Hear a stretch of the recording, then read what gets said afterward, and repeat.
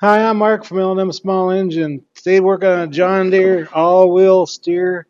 It's an X324. We've been getting a lot of rain the last couple of weeks, but I don't know if people are leaving their gas cans with the lids off, or is it a gas station around here actually got water in one of their tanks. But the last couple of weeks I've been dumping so many gas tanks and cleaning out carburetors, so many carburetors and tanks that have water in them the last couple of weeks. It's crazy. But this one, same thing. This has that automatic choke on it. Well, once you let go of the choke, it goes down to no choke. And it runs like an old two-cylinder John Deere, like an old 60 or something like that. So more than likely, we're going to take the carburetor off. And if there's water in the carburetor, I've got to drain the tank too. So hope you enjoy the video. Okay, I got the hood off. Looks like we got a mouse chewing on the air filter here. Okay, we gotta take this tin off so we can get the carburetor off.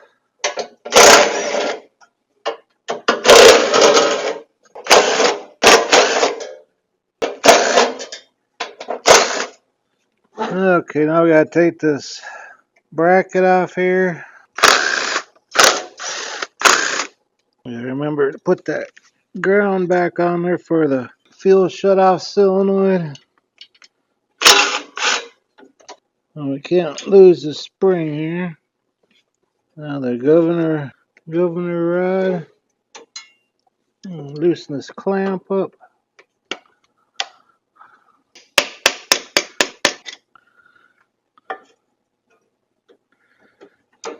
Take the fuel line off.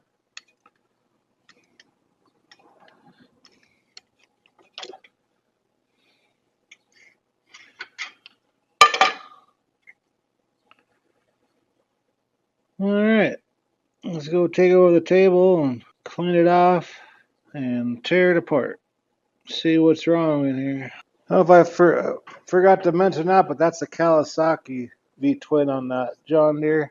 And I cleaned off the outside of the carburetor. I'm going to take this fuel solenoid shut off. It's a 1/2 inch, but a regular wrench won't fit in there. So I kind of ground that down. You can buy a tool for it, but if you have an old 1/2 inch, you can grind it down and save yourself some money.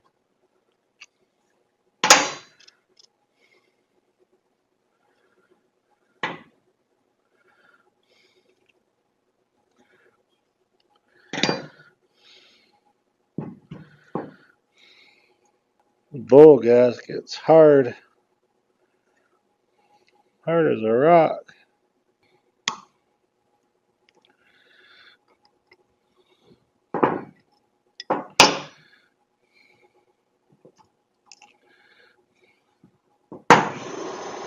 Okay, we're going to put that in the ultrasonic cleaner, get her all cleaned up, and see if it runs better than it did before. Again, it could run better than how it ran before.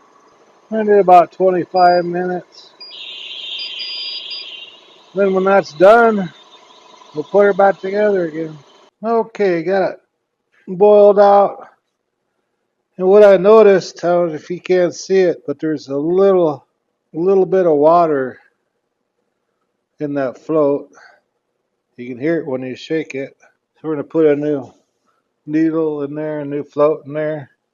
And on this fuel shutoff, it's good to spray some carburetor cleaner in there and blow it out. There's a lot of debris like settling in there. And you want to make that fuel shutoff solenoid work really good. And we're going to put a new bowl gasket on there. This is a Walbro carburetor, and if you to look up parts for a Kawasaki, just off of Kawasaki, just go to like Parts Tree or Kawasaki Engines and go to the carburetor. Then they have a breakdown of the parts where you can buy that bowl gasket, needle and seat, and a bowl and a float. You can get all that on there. I got my new float, new needle.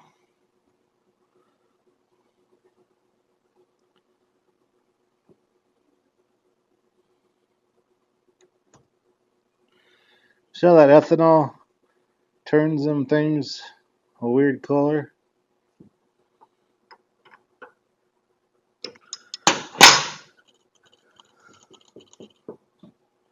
Much better.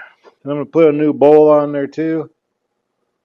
Other one had a lot of pits and stuff in there.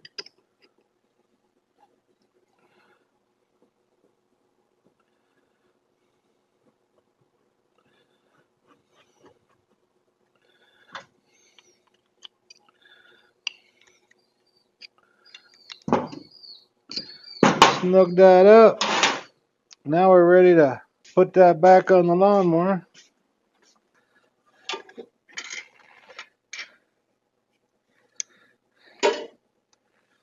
Start with our governor rod. Put on there. Now that spring.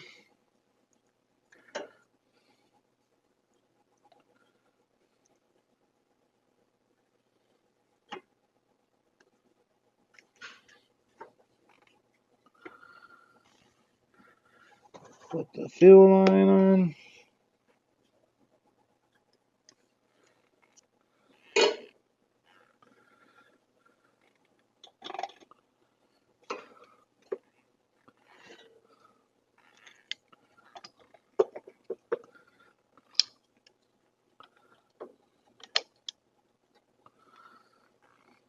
This vent tube put back on.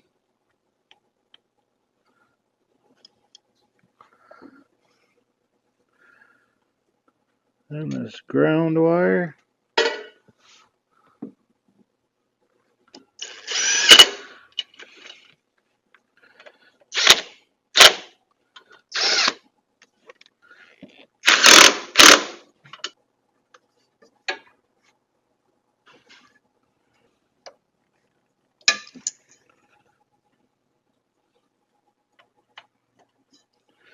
That fuel solenoid plugged in.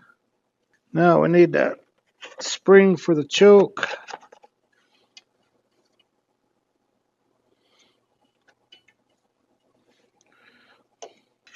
Alrighty. Well, before we put it back together, I think we should start it, see if it still sounds like a Poppin' Johnny or sounds like a regular good running lawnmower. The parking brake on.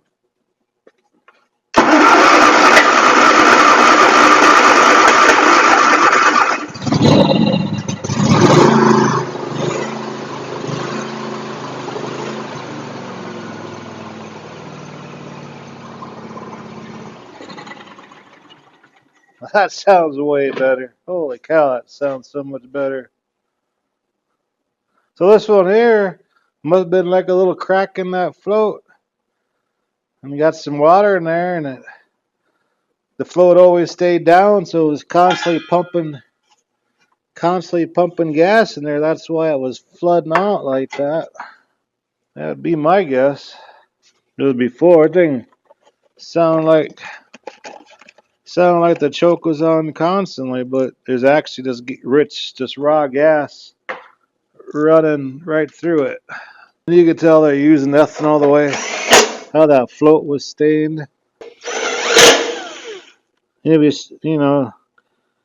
Can't tell everybody that, but if you spend a little bit more money on good gas, in the long run, it's actually going to be cheaper for you. Have less breakdowns, fuel wise and stuff. If that makes any sense. And put the hood back on and give the customer a call, and they can go continue mowing. Get our new air filter. Now let's get that hood put on there. Plug the lights in. Check that oil. I don't know how long they ran it that rich, but gotta make sure there ain't no gas in the oil. I don't smell any. Then when I brought it in, that tire was all junk. I put a new front tire on there too. Let's pull it outside, engage the blade, see how it sounds. Oh, sounds good.